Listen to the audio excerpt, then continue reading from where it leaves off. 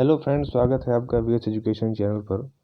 तो फ्रेंड, जैसा कि पिछली जो वीडियोस थी उसमें मैंने आप सभी को कट ऑफ के बारे में, कितना वेटिंग जा सकता है, इसके बारे में मैंने आपको डिटेल दिया। लेकिन अगेन मैं बार बार वही चीज़ कहता हूँ कि जब तक पोस्ट नहीं बढ़ेगा तब तक कुछ भी पॉजिटिव नहीं हो सकता। और दूसरी चीज़ ये है कि बार बार मैं बोलता हूँ इस चीज़ को कि जो भी पद वर्ग 1 2023 की परीक्षा में आए हैं वो सभी पद कौन से हैं? 18 वाली भर्ती में जो बचे हुए पद थे उन्हीं पदों को दिया गया है। और बाकी जो बैकलॉग है वो तो आप सब जानते ही हैं। और बैकलॉग के मैं विरोध में नहीं बोल रहा, मतलब उनका पद जो था वो तो है, बाकी जो ओपन में भी आ रहे हैं वो सभी कौन से पद हैं जो रिमेनिंग पद बचे हुए हैं वो आ रहे हैं। तो फ्रेंड्स, कहने का मतलब यहाँ पर ये है कि जब नई भर्ती 23 की हो रही है, दिसंबर 2022 में उसका गजट भी आया कि इस वर्ग में इतने इतने पद खाली हैं, और आप गेस्ट फैकल्टी के पोर्टल में भी देख सकते हैं, मैंने उसका भी वीडियो बनाया था कि उसका मतलब कि कितने कितने पद जिले वाइज खाली हैं। मतलब उसमें विषय वार तो नहीं है, लेकिन वर्ग 1 के कितने पद एक जिले में खाली हैं, ऐसे कर कुछ करीबन 35,000 के आसपास पद वहाँ पे बनते हैं। और जो अभ्यर्थी हैं वो भी लगातार डिमांड कर रहे हैं और उन्होंने काफ़ी हद तक प्रयास भी किया है, और हर जगह पर जिले वाइज और हर जगह वो ज्ञापन वगैरह भी दे रहे हैं। मतलब कहने का ये है कि सुर्खियों में बने हुए हैं, चर्चा का विषय बने हुए हैं। वो सबसे बड़ी चीज़ होती है। जब तक आप सुर्खियों में रहेंगे, चर्चा का विषय बने रहेंगे, तब तक आपके मतलब आप जीवंत हैं, आप जीवित हैं, आप में जान है, तभी तक वो चीज़ें होंगी।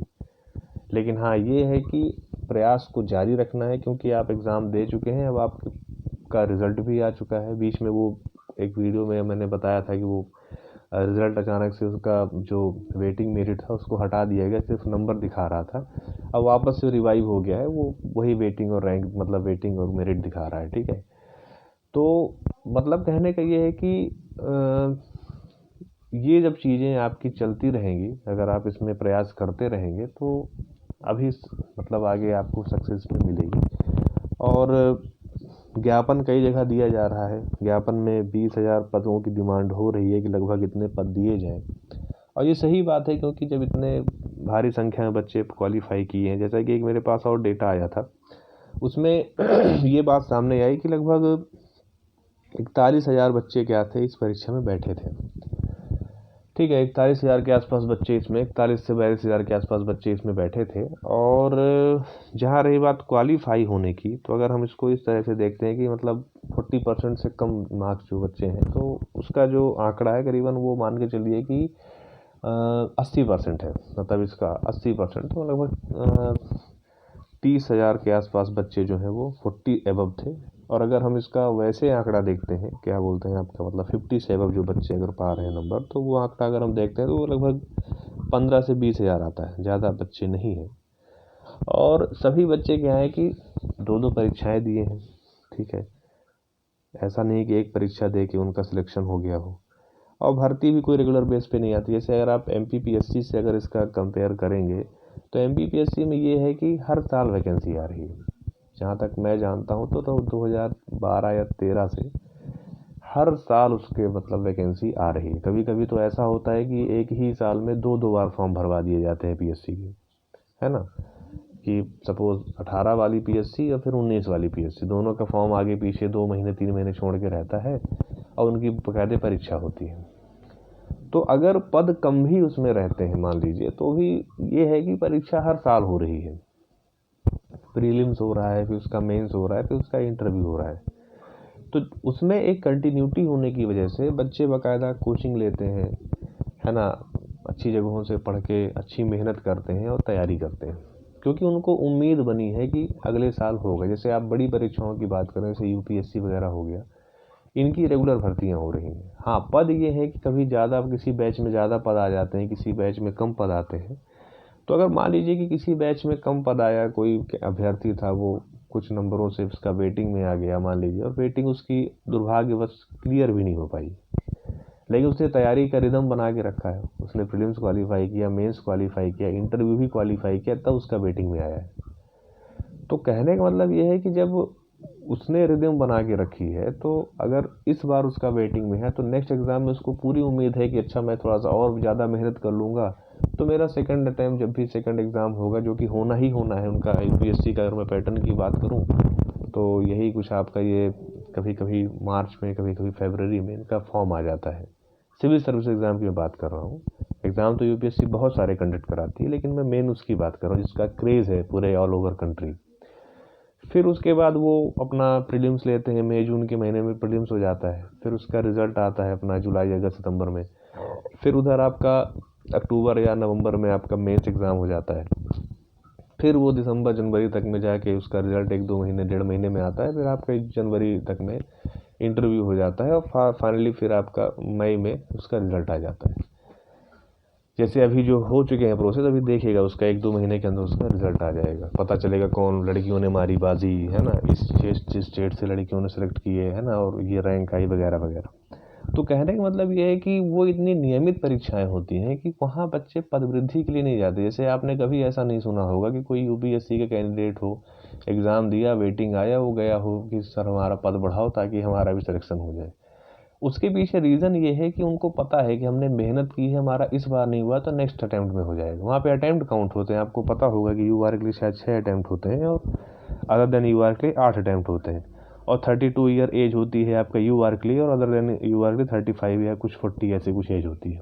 तो जब तक उनके पास एज है, अटैम्प्ट्स हैं और समय है, तो वो सिक्योरिटी के साथ एक सिक्योर्ड होके कि चलो नेक्स्ट ईयर वैकेंसी आएगी, इस बार नहीं हुआ, मैंने मेहनत थोड़ा सा कमी की होगी, नेक्स्ट अटैम्प्ट में मेरा 100% हो जाएगा। और होता भी है लोगों का, क्योंकि वहाँ पर एक पॉजिटिव सोच रहती है। ठीक है।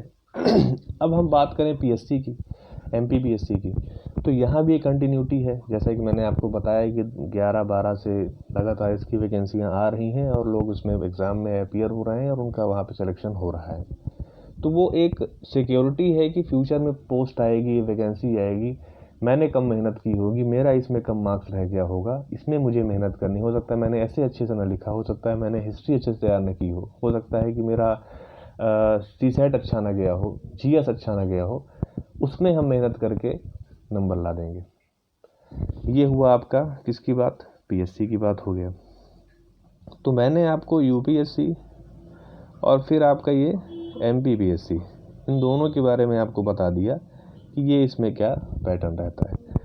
अब अगर हम बात करें किसकी, ईएसबी की, ईएसबी का हालचाल आपको पता है। ठीक है, जैसे 18 में भर्ती हुई थी, मतलब पहले 2000 और पहले की हम बात करें, मुझे बहुत पीछे का तो आइडिया नहीं है, पर 2007 में वैकेंसी आई थी, 7 में लगता है प्राइमरी की आई थी, आपके वर्गे की वैकेंसी आई थी 2011 में। ठीक है, 2011 में आई, फिर 2018 में आई, फिर 2023 में आ रही है।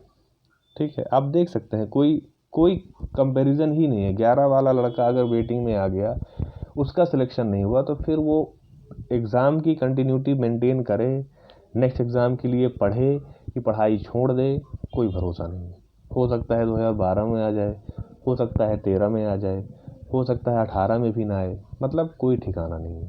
ठीक, 18 में आई, मैंने आपको बताया हुआ है कि 18 की वैकेंसी में इतने ज़्यादा पद आए थे कि किसी को उम्मीद नहीं थी कि आगे 5 से 6-7 साल तक वर्गे की भर्ती होगी, किसी को उम्मीद नहीं थी।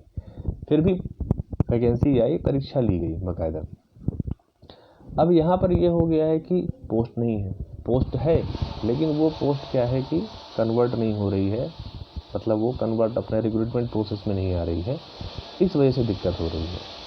तो बात यहाँ पर यही है कि या तो आप डेली बेसिस पे हर साल 1.5 साल में आप एग्ज़ाम लो, बच्चों को यकीन हो कि नहीं भरी परीक्षा होगी, जैसे केवीएस एनवीएस में होता है, वो लेते हैं, भले पोस्ट कम रहे, पोस्ट इसलिए कम रहती है जो रिटायरमेंट की पोस्ट बचती है उसी पे वो रिक्रूटमेंट निकाल देते हैं।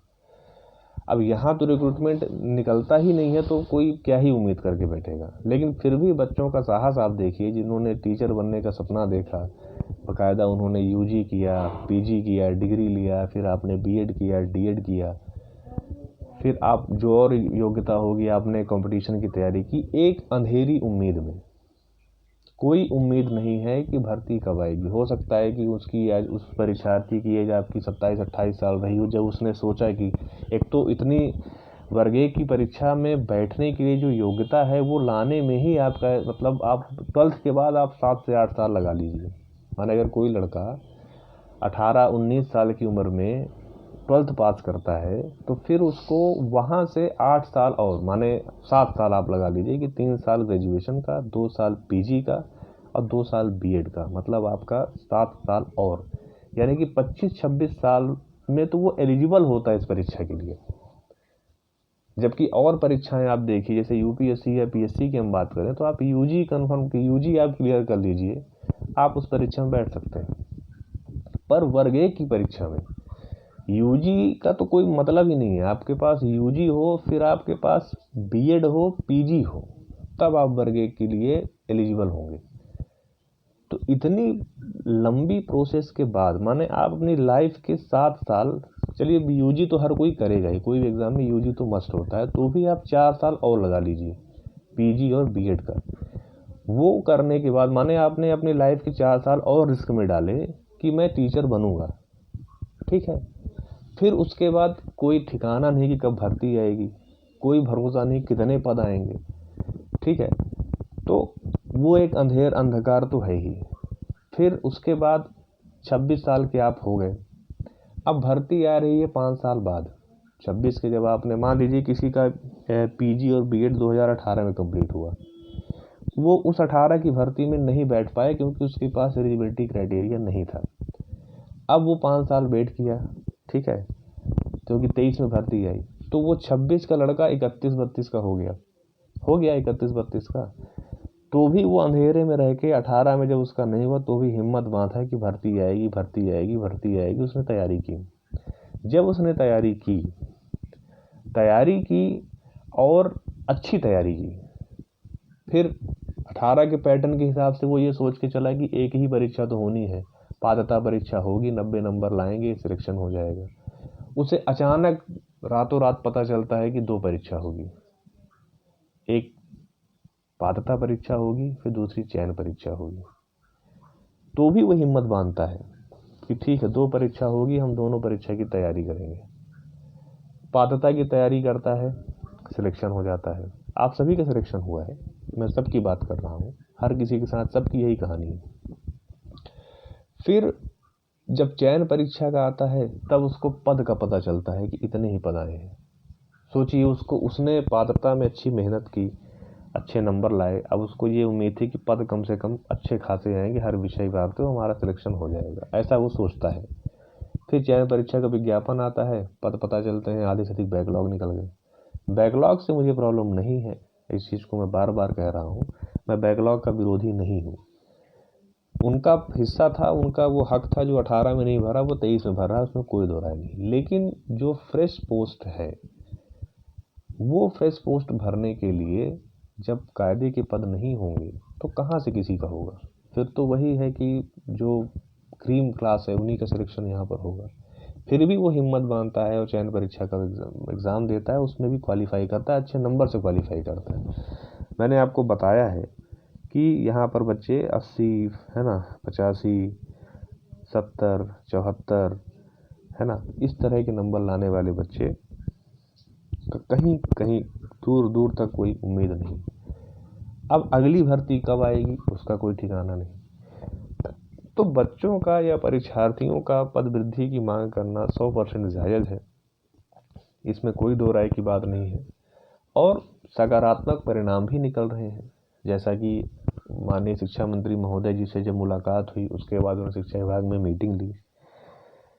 फिर अभी हाल फिलहाल की न्यूज़ है कि अपने जो पूर्व मुख्यमंत्री साहब श्री शिवराज सिंह चौहान जी थे, उनसे भी बच्चों ने मिला, अपनी व्यथा सुनाई, उन्होंने भी सकारात्मक आश्वासन दिया।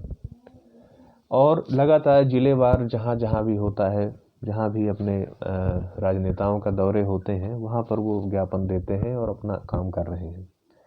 तो वो एक मजबूत सिपाही हैं, वो बच्चे हैं जो उसमें लगे हुए हैं, संघर्षरत हैं, और ये सभी के लिए बहुत बेनिफिशियल है। और सरकार को इस तरफ ध्यान देना चाहिए, और सरकार मेरे हिसाब से ध्यान देगी। थोड़ा सा आप धैर्य बना के रखिए, बस अपने प्रयासों को कम न करिए। प्रयास आप करते रहेंगे तो मैंने आपको पिछली कई वीडियो में ऑलरेडी आपको बता चुका हूँ कि इतिहास गवाह है कि चीज़ें आपके फेवर में हुई हैं, क्योंकि वो सकारात्मक और तर्कसंगत बातें थी। सरकार सब जानती है कौन कितना योग्य है, कौन कितना योग्य नहीं है। तो अगर आप इस प्रोसेस में आगे चलते रहेंगे तो चीज़ें होंगी। जैसा कि मैं आपको कुछ फ़ोटोज़ अगर यहाँ पर दिखाऊं, अभी कैबिनेट मीटिंग में भी बातें हुई हैं, हालांकि शिक्षा विभाग से जुड़ी बात नहीं हुई थी, लेकिन यहाँ पर आप देख सकते हैं कि थोड़ा सा माने किन किन चीज़ों में आवंटन हुआ है ना, कौन कौन से कितने कितने पैसे आवंटित हुए किस किस योजनाओं के लिए, हितकारी योजनाओं के लिए। कैबिनेट की महत्वपूर्ण निर्णय है, ठीक है। चिकित्सा महाविद्यालय हो गया, ठीक है, और यहाँ पर ये शैक्षणिक सेवा के लिए जो वेतनमान में वृद्धि की गई है, जो कॉलेज के टीचर्स होते हैं, मतलब प्रोफेसर होते हैं, उनके लिए, और यहाँ चिकित्सा महाविद्यालय का भी हो गया। तो अब ये ऐसा तो नहीं है, ये जो भी मैं आपको योजनाएं दिखा रहा हूँ, ऐसा तो नहीं है कि जैसे मान लीजिए 4 मार्च की ये न्यूज़ है तो कोई 2 मार्च को गया और बताया कि सर इसमें ऐसा ऐसा कर दो, तो ऐसा तो नहीं होता। सरकार की प्रक्रिया है वो धीमे धीमे होती है, और पूरी जांच पड़ताल, शोध, सर्वे, ये सब कराने के बाद होती है।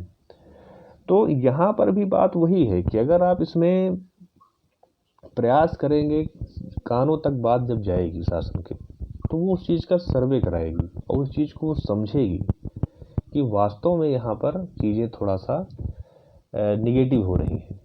निगेटिव इसलिए हो रही हैं क्योंकि 18 के जो पद थे वही पद रिवाइव हो गए हैं, जो बचे हुए थे।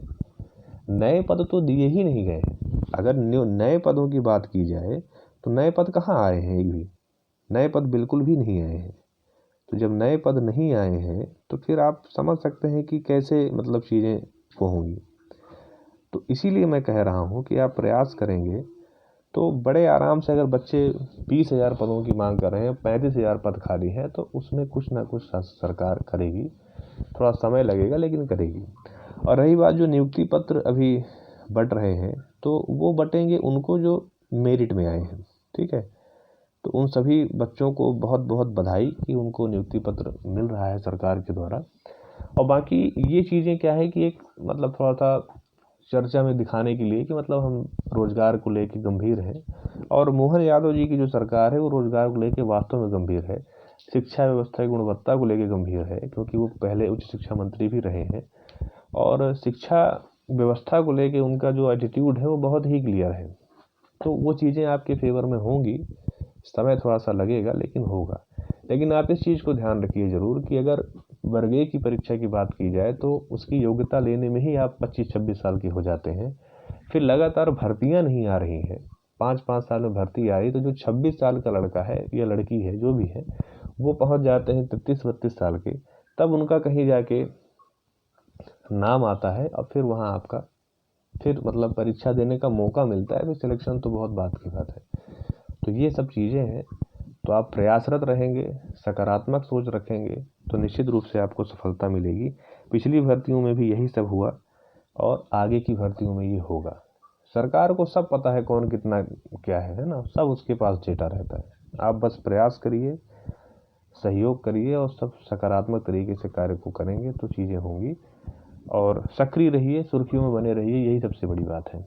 ठीक है फ्रेंड्स, तो यही था कि जो वर्ग ए के अभ्यर्थी हैं उनके लिए ये एक तरह का ये जो वीडियो है, ये कोई मतलब सूचना, उसमें जो भी न्यूज़ थी वो तो मैंने आपको बता ही दी। मैंने आपको ये बताने का इस वीडियो में प्रयास किया है कि बात कितनी न्याय संगत है। जैसे कोई पूछ सकता है ना कि क्यों हम पद बढ़ाएं, पद हमने दिया तो जो मेरिट में थे उनका हो तो गया। तो बात उतने पे ख़त्म नहीं हो जाती है। अगर आप हर साल भर्ती लें तो किसी कैटेगरी में अगर 2 पोस्ट भी आएगी ना तो भी बात बन जाएगी, ऐसा नहीं है कि नहीं बनेगी। तो अब बात यहाँ पर ये है कि अब जैसे मान लीजिए कि अगर 5 साल में भर्ती हो रही है तो आप ये चीज़ भी तो देखिए ना कि जो 26-27 साल के लड़के हैं वो 32-33 साल के हो गए। अब अगर उनको 5 साल और आप वेट करा देंगे तो वो 38-40 साल के हो जाएंगे। तो फिर तो परीक्षा उनका जो पूरी डिग्री है, जो उन्होंने यूजी, पीजी, बीएड किया, उसका क्या मतलब रह जाएगा। ये सब बातें हैं। तो आप पॉजिटिव होकर प्रयास करिए और आपको ज़रूर वहाँ पर सफलता मिलेगी। तो ठीक है फ्रेंड्स, इसी के साथ मैं अपना वीडियो यहाँ पर ख़त्म कर रहा हूँ। तो अगर आपको मेरा वीडियो अच्छा लगा हो तो आप उसे लाइक कीजिए, अपने फ्रेंड सर्कल में शेयर कीजिए, और अगर आप चैनल पर पहली बार आ रहे हैं तो प्लीज़ आप चैनल को सब्सक्राइब कर लीजिए। मैं ऐसी इन्फॉर्मेटिव वीडियो लाता रहूँगा, और बरगे का जो पदवृद्धि है वो होना चाहिए, इसमें कोई दो राय नहीं। Thank you.